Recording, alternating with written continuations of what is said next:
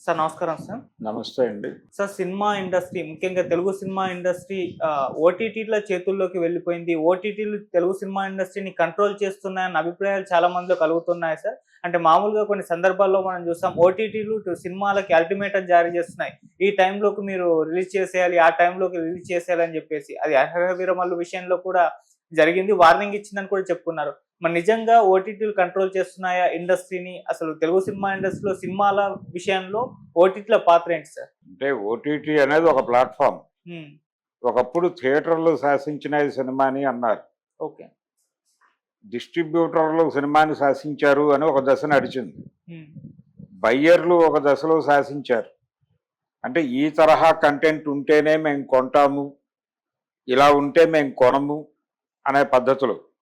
అంటే సినిమా తీసి మెడ్రాస్‌లో వచ్చినటువంటి బయ్యర్స్ కంటే అక్కడ హోటల్స్‌లో దిగినటువంటి బయ్యర్స్‌ని ఏజెంట్లు పట్టుకెళ్ళి సినిమా చూపించేవాళ్ళు. మెడ్రాస్‌లో ఇండస్ట్రీ ఉన్న రోజుల్లో జరిగిన విషయం చెప్తున్నా నేను. ఓకే. ఇది చాలామంది మెడ్రాస్‌తో సంబంధాలున్న వాళ్ళకి తెలుసు. మెడ్రాస్‌లో బయ్యర్లు హోటల్స్‌లో దిగేవాళ్ళు. దిగ్గానే ఏజెంట్లు వాళ్ళని అప్రోచ్ అయ్యి, గురువుగారు ఫలానా చోట ప్రివ్యూ ఉంది వస్తారా అని చెప్పి ఒక 5, 6గురిని పోగేసి తీసుకెళ్ళి ఏదో చోట ఒక ప్రివ్యూ థియేటర్లో కూర్చోబెట్టి సినిమా వేసి చూపించేవాళ్ళు. అప్పటికి రెడీ అయిపోయి ఉన్నటువంటి ఒక 5, 6 సినిమాలు వేసి చూపించేవాళ్ళు. చెప్పి ఏదో రేటు ఇంతైతే పర్లేదండి అని ఏదో రేట్ మాట్లాడేవాళ్ళు. నచ్చితే కొనేవాళ్ళు, లేకపోతే వదిలేసి వచ్చేసేవాళ్ళు. శంకరాభరణం లాంటి సినిమా ప్రివ్యూస్లో 100 రోజులు సద్దినోత్సవం జరుపుకున్న సినిమా అది. ఫైనల్గా అది అవ్వక పర్సంటేజ్ బేసిస్లో లక్ష్మీ ఫిల్మ్స్ వాళ్ళకి ఇస్తే రిలీజ్ అయిన తర్వాత చాలా తక్కువ ధరకి కొన్ని ఏరియాల వాళ్ళు కొనేశారు. ఆ కొనుక్కున్న వాళ్ళకి కాసుల పంట వచ్చింది ఆ సినిమా. అంటే విజయవాడ అప్సరా థియేటర్లో వాళ్ళు ఆ థియేటర్ యాజమాన్యమే కొనేసింది ఆ సినిమాని. జనం లేరు, అయినప్పటికీ వాళ్ళకి ఏదో నమ్మకం కలిగింది. ఆ సినిమా చూసిన తర్వాత కొన్నారు. చాలా తక్కువకే ఇచ్చేసాడు ఆయన, ఏడిద నాగేశ్వరరావు గారు. అది 200 days ఆడింది ఆ థియేటర్లో. ఏమైపోవాలో అమ్మేసిన నిర్మాత పాపం చూసి బాధపడ్డాడు అంతే. అలా చాలా సెంటర్లు జరిగింది. నాకు తెలిసి అంటే కోస్తా ఆంధ్రాలోనే 3-4 సెంటర్లలో అలా వెళ్ళిపోయింది ఆ సినిమా అతి తక్కువ ధరకి. అలాంటి సందర్భం అంటే కంటెంట్ బయ్యర్లను అట్రాక్ట్ చేయకపోతే తక్కువకి కొనుక్కుని ఆ కంటెంట్ జనాలకు కనెక్ట్ అయ్యి విపరీతంగా లాభాలు చేసుకుని ఆ తర్వాత ఇదే ట్రెండ్ ఏమో అనుకుని ఇంకొక సంగీత భరిత చిత్రం కొని ఈ డబ్బులు అక్కడ నష్టపోయిన వాళ్ళు ఉన్నారు. రాగమాలిక అనే ఒక సినిమా ఆయన భారతీరాజా గారు తమిళ్లో చేసిన సినిమాని తెలుగులో కొని అది శంకరాభరణం మించి వెళ్ళిపోతుంది అనుకున్నారు, కానీ పర్వాలేదు అనిపించింది ఆ సినిమా. అలా కొన్ని విఫల ప్రయత్నాలు జరిగినాయి, కొన్ని దెబ్బతిన్నాయి. ఆడియన్స్ ప్రతి సినిమాకి ఒకేలా స్పందిస్తారనేటువంటి గ్యారంటీలు లేవు. ఎప్పుడైతే ఫార్ములా వచ్చిందో, ఫార్ములా అనేది ఎప్పుడైతే ఎంటర్ అయిందో కంటెంట్ కంటే ఫార్ములా ప్రధానం అయిపోయింది.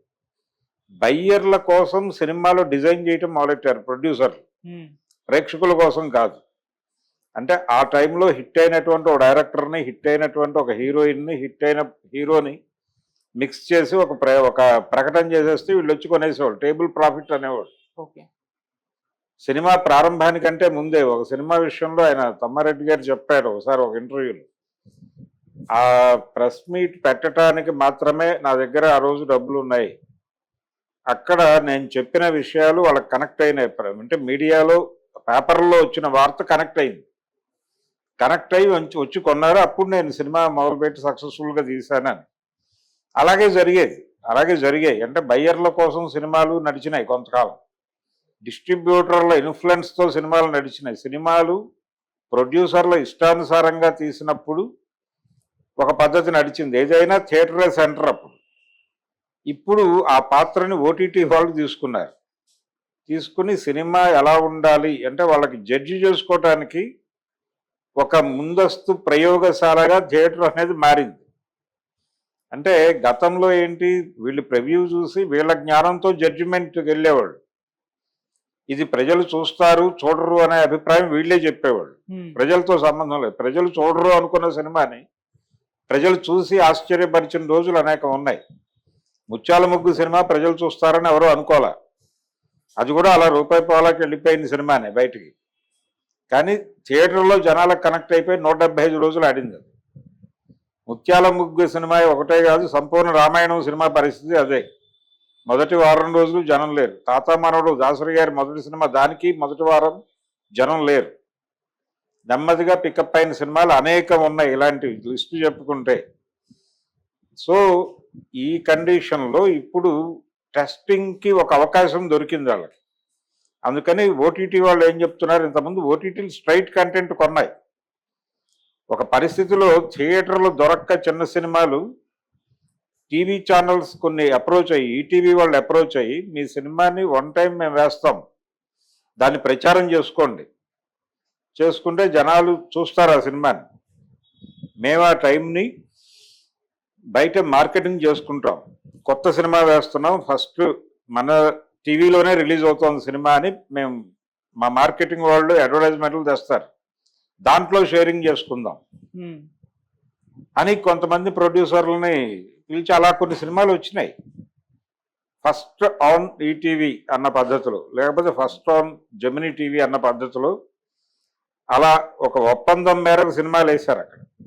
కానీ ఇప్పుడు అలా ఓటీటీలు ఏం చేసినాయి, నేరుగా కంటెంట్ కొన్ని సినిమాలు వేశారు.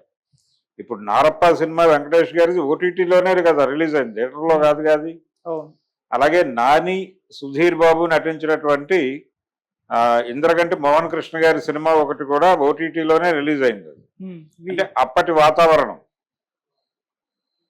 వాతావరణం థియేటర్లకి వైద్యపరంగా జనాలు వస్తారా రారా అంటే, జనం గుమిగూడితే కరోనా వస్తుంది అని అభిప్రాయం, జనాలు నలుగురు ఒక్క చోట చేరడానికి భయపడిన సందర్భం అది.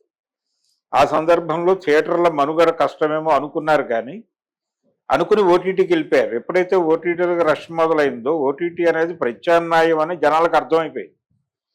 థియేటర్ బదులు ఓటీటీ అనేది వచ్చింది, అది మన ఫోన్లోకి వచ్చింది. సినిమా చూడాలంటే థియేటర్కి వెళ్ళాలి, ఇది వరకు సైకిల్ వేసుకుని. ఇప్పుడు అక్కర్లేదు, ఇంట్లో కూర్చుని ఫోన్లో డబ్బులు వేస్తే సినిమా వచ్చేస్తుంది, కడుపులో చల్ల కదలకుండా ఏదో చెట్టు కింద కూర్చుని సినిమా చూడొచ్చు అనే వాతావరణానికి జనాలు ఎక్స్పోజ్ అయ్యారు. ఎక్స్పోజ్ అయిన తర్వాత థియేటర్కి వెళ్ళేవాడు తగ్గిపోతారు ఆటోమేటిక్గా. అంటే మొదటేమో ఆరోగ్యం ఆపింది, రెండోసారి ఈ వెసులుబాటు ఆపేసింది. ఈ వెసులుబాటు ఆపేసిన తర్వాత అది స్థిరపడిపోయిన తర్వాత ఇప్పుడు ఆడియన్స్ అంటే డబ్బులు తక్కువ ఖర్చు పెట్టేవాడు ఓటీటీలకు వెళ్తున్నాడు. ఇంతకుముందు సింగిల్ స్క్రీన్కి వెళ్ళేవాడు, మల్టీప్లెక్స్లు ప్రసాద్ ఐమాక్స్ ఉన్నా కానీ సింగిల్ స్క్రీన్కే వెళ్ళేవాళ్ళు జనాలు. అక్కడికి వెళ్ళే జనాలు అక్కడికి వెళ్ళేవాళ్ళు, డబ్బులు ఉన్నవాళ్ళు అక్కడికి వెళ్ళేవాళ్ళు, డబ్బులు లేనివాళ్ళు తక్కువ డబ్బులు సంపాదించుకునేవాళ్ళు సింగిల్ స్క్రీన్ని యాప్ చేసుకునేవాళ్ళు. ఇప్పుడు థియేటర్ అంటేనే మల్టీప్లెక్స్గా మారిపోతుంది. సింగిల్ స్క్రీన్ ఆడియన్స్ అందరూ ఓటీటీకి కూడా ప్రేక్షకులు కావాలి కదా, ఓటీటీలకి సింగిల్ స్క్రీన్ ఆడియన్స్ నెట్టేస్తున్నారు బలవంతంగా. సింగిల్ స్క్రీన్స్ క్లోజ్ అయిపోవడం వెనకాల ప్రోగ్రామ్ అది. అవన్నీ కూడా ఒకప్పుడు ఆ థియేటర్లు, అంటే ఈ మధ్య ఒక థియేటర్ యజమాని అన్నాడు, మా థియేటరు కాస్ట్ అంటే గజం 8 లక్షలు 15 లక్షలు ఉన్నటువంటి ఏరియాల్లో మా థియేటర్లు ఉన్నాయి, అంతకంటే ఎక్కువ కూడా ఉన్నాయి. ఒక్కొక్క థియేటర్ 35 కోట్లు విలువ చేసే థియేటర్లు ఉన్నాయి మాకు. మేము వచ్చి ఇక్కడ 1 కోటి 2 కోట్లతో సినిమాలు తీసిన వాడి దగ్గర చేతులు కట్టుకుని, అయ్యా మీ సినిమా మా థియేటర్లో వేస్తారా అని అడుక్కోవాల్సిన పరిస్థితి ఏంటి మాకు, అది కనీసం కూర్చోమని కూడా అండు అని ఒక థియేటర్ యజమాని పర్సనల్గా నాతో అన్నమాట అది. ఓకే. సో సింగిల్ స్క్రీన్స్ అనేవి ఇది వైబుల్ కాదు, మూసేద్దాం అనే పరిస్థితికి వెళ్ళిపోయారు. వెళ్ళిపోయిన తర్వాత ఆడియన్స్ అనివార్యంగా ఇటు వెళ్ళిపోతారు, మల్టీప్లెక్స్కి వెళ్ళరు.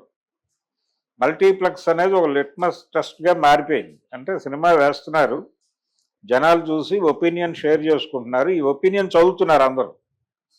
మల్టీప్లెక్స్కి వెళ్ళని ఆడియన్స్ కూడా ఆ ఒపీనియన్ చదువుతున్నాడు ఏదో ప్లాట్ఫామ్ మీద, చదివి ఒక ఒపీనియన్ బిల్డ్ చేసుకుని ఆ సినిమా ఓటీటీలోకి వచ్చినప్పుడు చూస్తున్నారు.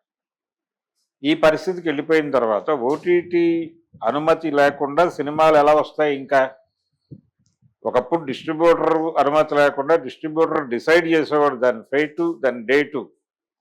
ఇప్పుడు దాని ఫేటు డేటు ఓటీటీలు డిసైడ్ చేస్తున్నాయి. ఆ పరిస్థితి అనివార్యం. రెండోది, వీళ్ళకి ప్రధానమైనటువంటి ఇన్కమ్ ఎక్కడి నుంచి వస్తుంది? థియేటర్కల్ రైట్స్, నుంచి కొంత అమౌంట్ వస్తుంది. అలాగే ప్రీ రిలీజ్ ఈవెంట్లు అమ్ముకోవటం, సినిమా మీద ఈవెంట్లు చేసి ఆ ఈవెంట్ల హక్కులు అమ్ముకోవటం ద్వారా కొంత డబ్బులు జనరేట్ చేసుకుంటున్నారు. దీంతో పాటు శాటిలైట్ రైట్స్ అంటే భిన్నమైనటువంటి ఏరియాల్లో శాటిలైట్లు అమ్ముతున్నారు. పాన్ ఇండియాకి ఎందుకు వెళ్తున్నారు? ఇతర భాషల్లో. ఇప్పుడు పాన్ ఇండియాకి వెళ్ళినా వెళ్ళకపోయినా దాన్ని డబ్ చేసేస్తున్నారు సినిమాని. ఒక థియేటర్కల్ రిలీజ్కి పాన్ ఇండియాలో వెళ్ళకపోయినా ఈ మధ్య నాని గారి సినిమా అదే చేశారు. ఓటీటీలో పాన్ ఇండియా చేశారు, థియేటర్కల్ రిలీజ్కి వెళ్ళా వాళ్ళు. అదే పద్ధతిలో శాటిలైట్ రైట్స్ కూడా చేస్తున్నారు అదే పని. ఒక సినిమా తీసేసి దాన్ని అన్ని భాషల్లోనూ టీవీ ఛానల్స్ ఉన్న అన్ని భాషల్లోకి డబ్ చేసి ఈ అన్ని భాషల్లోనూ శాటిలైట్ హక్కులు అమ్ముతున్నారు. ఏదో కొంత కొంత వస్తుంది. వాడు జనరల్గా మంచి సినిమా అనుకుని వాడు ఫీల్ అయితే 10 లక్షలు ఇచ్చి కొనేది 2 లక్షలే ఇస్తానన్నా వీళ్ళు అమ్మేస్తున్నారు. వచ్చిన కాడికి వచ్చింది అన్నట్టుగా. ఇలా కలెక్ట్ చేసేసుకున్న డబ్బులు, ఈ ప్లాట్ఫామ్స్ మీద కలెక్ట్ చేసుకున్న డబ్బులు, ఓటీటీ మీద వచ్చిన డబ్బులు ఇవంతా కూడా సర్క్యులేట్ అవుతాయి. ఈ సర్క్యులేషన్ కోసం సినిమాలు తీస్తున్నారు కొంతమంది. సినిమా వైబుల్ అయిపోయి గతంలో లాగా సినిమా అనేది పెద్ద లాభసాటి కాదు, కేవలం 10% లోపే సక్సెస్ రేట్ ఉన్నటువంటి ఇండస్ట్రీ మాదని చెప్తారు వాళ్ళు. అయినా సినిమాలు తీస్తూనే ఉన్నారు. ఎందుకు తీస్తున్నారంటే ఈ రొటేషన్ కోసం. కొత్త కొత్త వాళ్ళు వచ్చి ఎక్స్ప్లోర్ చేస్తున్నారు, కొత్త కొత్త కథలు తీస్తున్నారు. ఒక దశలో ఫైల్స్ పట్టుకుని ఓటీటీ దగ్గర తిరిగేవాళ్ళు. ఇప్పుడు సినిమా తీసి థియేటర్లో రిలీజ్ చేసి దానికి పాజిటివ్ రివ్యూస్ వస్తే ఓటీటీ వాడు అట్రాక్ట్ అవుతున్నాడు. ఆ పాజిటివ్ రివ్యూస్ వచ్చిన సినిమాని వాళ్ళు ఏం చేస్తున్నారు, టికెటింగ్ సిస్టమ్ అని పెట్టి పెడుతున్నారు. అంటే ఎవరెవరైతే దాన్ని 100 రూపాయలు అంత పెట్టి కొని చూస్తారో ఆ చూసిన దానిలో షేరింగ్, ఆ షేరింగ్ మీద సినిమాలు వేసేస్తున్నారు ఇప్పుడు ఓటీటీల్లో. ఒక ఓటీటీకి ఇంతకాలం అని ఒక అగ్రిమెంట్, ఇంకో ఓటీటీకి ఎంతకాలం అని అగ్రిమెంట్. అక్కడ షో పడుతుంది, ఇక్కడ షో పడుతుంది, ఆ థియేటర్లో షో పడుతుంది, ఈ థియేటర్లో షో పడుతుంది. 2 చోట్ల వచ్చిన టికెట్ డబ్బులతో వాళ్ళు హ్యాపీ. తర్వాత ఎప్పుడో సర్వ హక్కులు ఒక ఓటీటీ వాడు ఎవడో కొనుక్కుంటాడు. ఈ పరిస్థితికి వ్యాపారం వెళ్ళిపోయిన తర్వాత ఓటీటీ అనేది ప్రధానమైనటువంటి ఒప్పంద కేంద్రంగా మారింది. ఆ ఒప్పంద కేంద్రంతో ఒక మాట అనిపించుకున్న తర్వాత వాళ్ళకు రివ్యూలు వేసి చూపిస్తున్నారు. వాళ్ళు పర్వాలేదు అని అక్కడికి వచ్చిన వాళ్ళ అభిప్రాయాల్లో నుంచి వాళ్ళు ఒక అభిప్రాయాన్ని జనరేట్ చేసి ఓనర్కి చెప్తే వాళ్ళు ఒక అభిప్రాయాన్ని ఏర్పాటు చేసుకుని సినిమా మీద చిన్న బేరం నడిపి, ఓకే ఇంతవరకు ఇవ్వచ్చు ఈ సినిమాకి, మా బ్రాండ్ వాడుకోండి సినిమాలో అంటే ఈ సినిమా ఫలానా ఓటీటీలో వస్తుందని ముందే వేయాలి. అక్కడ ఒక అగ్రిమెంట్ చేసుకున్న తర్వాత ఈ కార్డు కూడా పెట్టి సినిమా రిలీజ్ చేస్తా, సినిమా జనాలకు కనెక్ట్ అయిపోతే అయినా కాకపోయినా దాని మీద ఒక పాజిటివ్ ఒపీనియన్ వచ్చినా చాలు ఓటీటీ వాళ్ళు తీసుకుంటున్నారు. అందుకని ఇప్పుడు థియేటర్ అనేది టెస్ట్ మ్యాచ్లా తయారైపోయింది, ఒక టెస్ట్ ప్లే గ్రౌండ్గా. మెయిన్ ప్లే గ్రౌండ్ వచ్చేసి ఓటీటీగా మారింది. అందుకని ఓటీటీ వాళ్ళ నిర్ణయాల మేరకే ఏదైనా జరుగుతుంది. ఓటీటీ చేతుల్లోకి సినిమా వెళ్ళిపోయింది అంటే ఒకప్పుడు కూడా ఇలాగే ఉంది, ఎవడో ఒకటి చేతుల్లోనే ఉంది. నిర్మాత చేతుల్లో సినిమా ఉన్న కాలం తక్కువే. తర్వాత నిర్మాతలే డిస్ట్రిబ్యూటర్లుగా మారిన టైంలో కూడా వాళ్ళ చేతుల్లోనే ఉంది. ఆ తర్వాత సినిమా రకరకాల చేతుల్లోకి వెళ్ళిపోయింది, డిస్ట్రిబ్యూటర్ల చేతుల్లోకి వెళ్ళింది. ఇప్పుడు దాసరి నారాయణరావు గారు సినిమా తీయాలి అనుకున్నప్పుడు ఆయన్ని రాఘవ గారు తీసుకెళ్లి విజయవాడ నవభారత్ బాబురావు గారి ముందు కూర్చోబెట్టి కథ చెప్పించాడు. ఆయన కథ విని కథ బాగుంది, కథ తీసేసుకుని ఆ కుర్రాన్ని పంపించి కేఎస్ ప్రకాశ్రావు గారితో తీసుకో అని చెప్పాడు. దానికి ఓకే చెప్పుంటే ఏమైపోయాడు దాసరి నారాయణరావు గారు, కథా రచయితగా మిగిలేవాడు. అప్పటికే కథా రచయిత, ఒక రచయితగా మిగిలేవాడు, డైరెక్టర్ అయ్యేవాడు కాకపోయి ఉండొచ్చు. కానీ ఇంకొక డిస్ట్రిబ్యూటర్ శాశ్వతరావు గారు ఓకే చేయటం వల్ల ఆయన డైరెక్టర్ అయ్యాడు, తారక రామారావు. అలా వాళ్ళు రాజ్యం చేసిన రోజులు ఉన్నాయి. ఆ తర్వాత బయ్యర్స్ రాజ్యం చేసిన రోజులు ఉన్నాయి, బయ్యర్స్ డిక్టేట్ చేసిన రోజులు ఉన్నాయి. ఎవరో ప్రొడ్యూసర్ ఏదో బలానా హీరోతో సినిమా తీయాలనుకుంటున్నారంటే 4 బయ్యర్స్ ఓ చోట కూర్చుని ఎందుకు అతనితో పెద్దగా జనం చూడట్లేదు, మీరు అదొక వదిలేసేయండి, ఇప్పుడు కొత్తగా బలానా హీరోని చూస్తున్నారు జనాలు, అతన్ని పెట్టి తీసేయండి, అతన్ని పెట్టండి, తక్కువ డబ్బుల్లో పని అయిపోతుంది, మీకు ఎక్కువ డబ్బులు వస్తాయి మేము కొంటాం కదా, మీరు అతనితో అనౌన్స్మెంట్ చేయండి, అడ్వాన్సులు ఇస్తాం,